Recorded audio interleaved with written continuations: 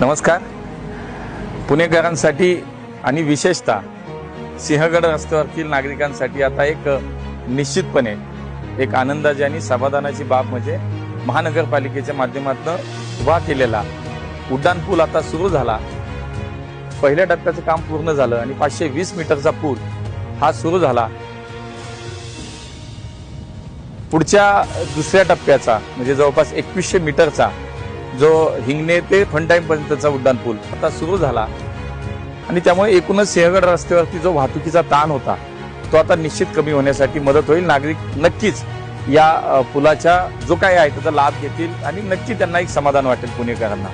मला आठवतं की 2018 साली पुणे महानगरपालिकेचा स्थायी समितीचा अध्यक्ष असताना आज हा पूल जो तयार झाला या पुलाची कल्पना आपण त्या अंदाजपत्रकामध्ये अर्थसंकल्पामध्ये पहिल्यांदा मांडली. सिंहगड रस्त्यावरची लोकसंख्या झपाट्याने वाढत गेली आणि त्यातील रस्ता वाहनांसाठी आणि पादचाऱ्यांसाठी अकोला पडू लागला.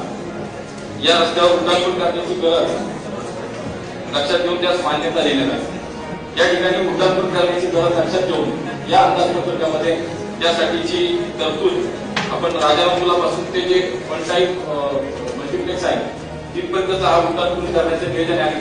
पुणेकरांना निश्चितपणे या पुलाचा चांगला वापर करता येईल, चांगला फायदा होईल हे निश्चित. धन्यवाद.